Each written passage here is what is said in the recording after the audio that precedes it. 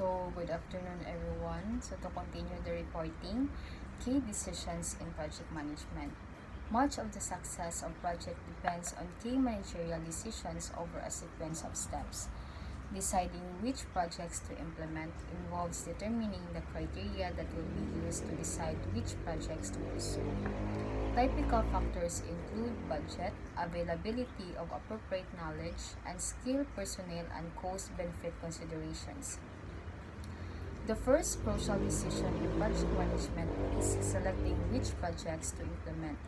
This involves establishing clear criteria such as budget, personnel availability, and cost-benefit analysis to prioritize projects that align with organizational goals. Selecting the project manager. The project manager is the central person in the project.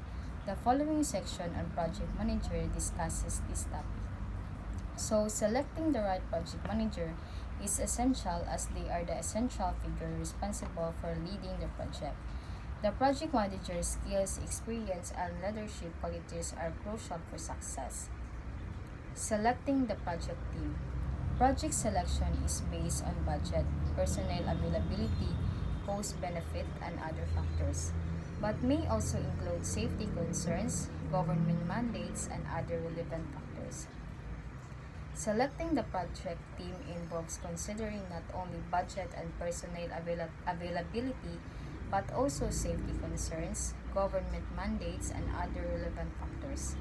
A well-chosen team with the right skills and experience is critical for achieving project objectives. Key decisions in project management. Planning and designing the project. Project planning involves setting performance goals, defining project scope, outlining work, outsourcing, determining resources, setting a budget, and determining the duration of project resources. Planning and designing a project involves defining clear performance goals, establishing a detailed timeline, outlining the project scope, and determining the necessary resources, including outsourcing, budget allocation, and resource scheduling.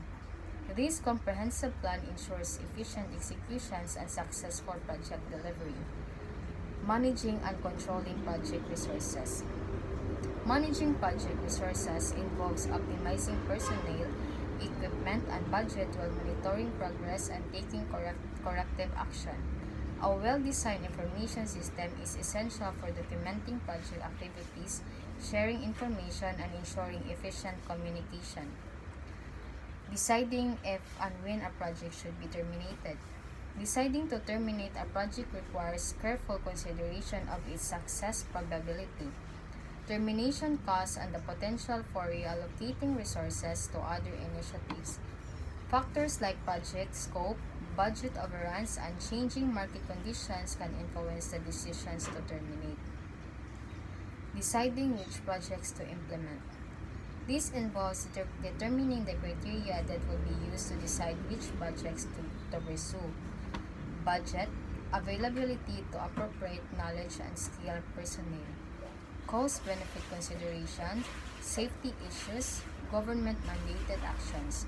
So, selecting project for implementation involves evaluating factors like budget, available expertise, cost-benefit analysis, safety implications, and compliance with government regulations.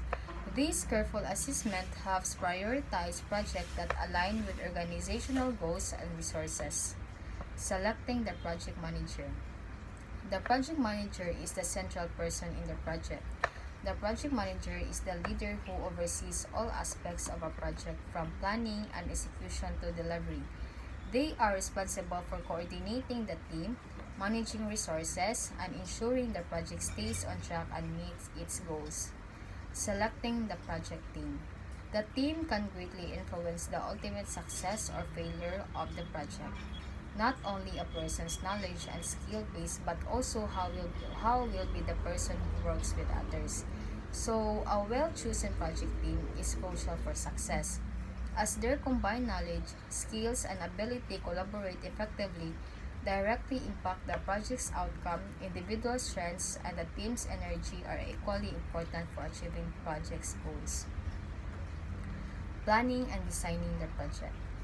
Project planning and design require decisions on project performance goals, timetable for project completion, scope of the project, what work needs to be done, how it will be done if some portions will be outsourced, what resources will be needed, budget, when and how long resources will be needed. So, planning and designing a project involves defining clear performance goals, establishing a detailed timeline, outlining the project scope, and determining the necessary resources, including outsourcing, budget allocation, and resource scheduling. This comprehensive plan ensures efficient execution and successful project delivery.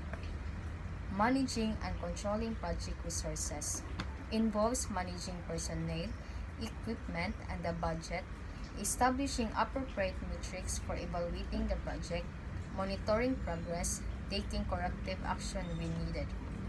So, managing project resources involves effectively allocating and overseeing personnel, equipment, and budget while setting clear performance metrics for evaluation.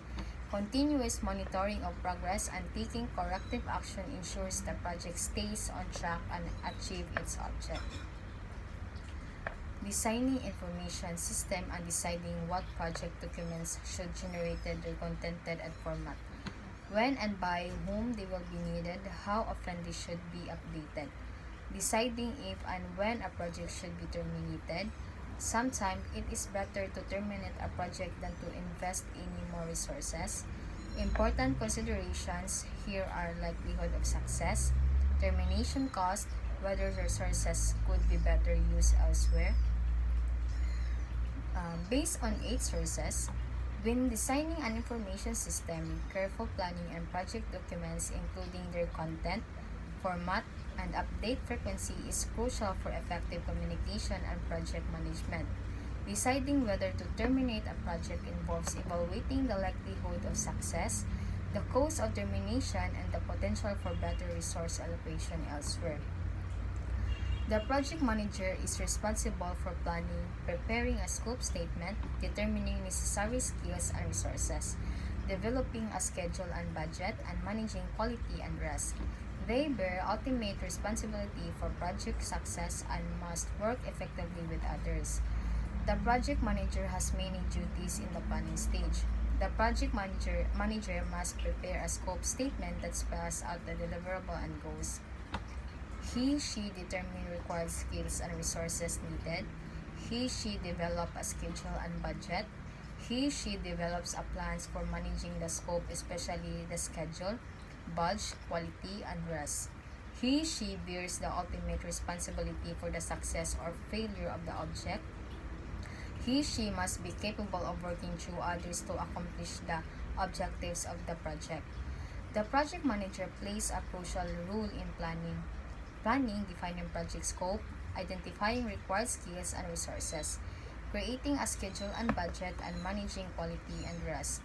Their leadership and ability to effectively collaborate with others are essential for ensuring project success.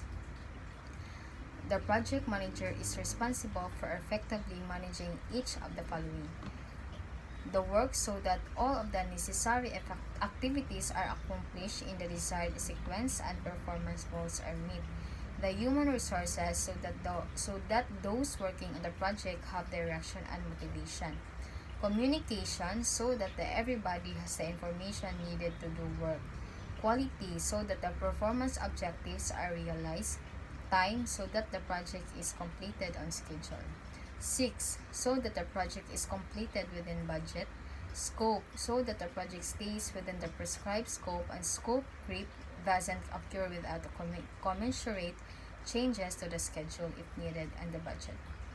So, the project manager is responsible for effectively managing all aspects of a project, including the work itself, the human resource involved, and ensuring clear communication. They must maintain quality, adhere to the project timeline, and stay within budget constraints. Additionally, the project manager must actively manage the project scope to prevent scope creep and ensure any changes are reflected in the schedule budget. A project manager is a vital role in project management. requiring skills like motivation, decision making, and adaptability. They navigate uncertainty, work within budgets, and maintain ethical standards. The Project Management Institute offers a code of ethics, while rewards include creative challenges, successful projects, and personal satisfaction. So, project managers are essential leaders who require strong motivational decisions making and adaptive skills to navigate project complexities, work with budget constraints, and maintain ethical standards. Rewards include creative challenges, project success, and personal fulfillment. Behavioral issues. Project metrics related to cost, schedule, and quality are important indicators of how well a project is doing. Behavioral metrics are also important and should not be overlooked. Project managers should evaluate team members based on overall contributions, interpersonal skills, coping skills, and conflict resolutions. To avoid problems, project manager should select suitable team members, maintain leadership, motivation, and support team efforts.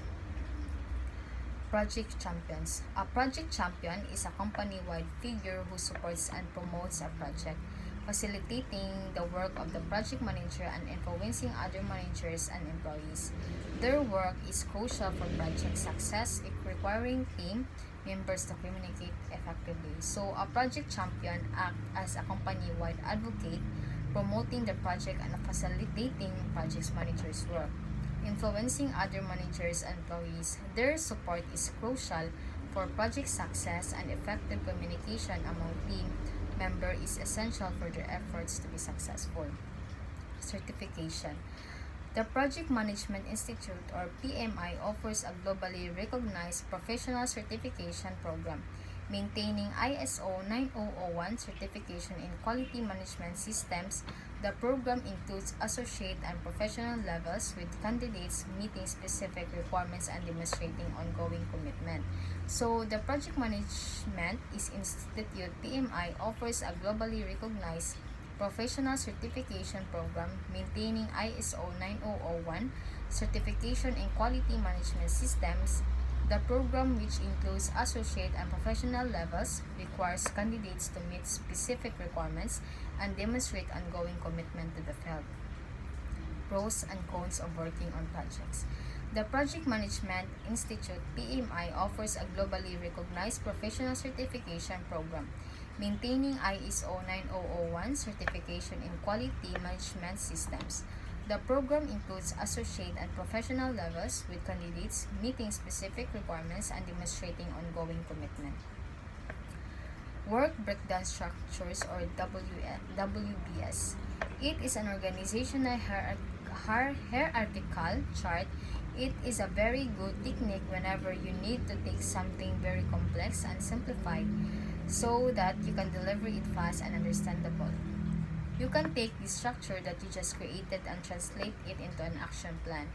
It can bring accountability to your team members because this is something that you should be doing with them. It is an activity of creating and finalizing a project plan. Example of WBS layout. A work breakdown structure, or WBS, is a hierarchical chart or used to break down complex projects into manageable tasks, facilitating clear communication and understanding. This structure can be translated into an action plan, promoting accountability among team members and serving as a guide for creating and finalizing the project plan. So,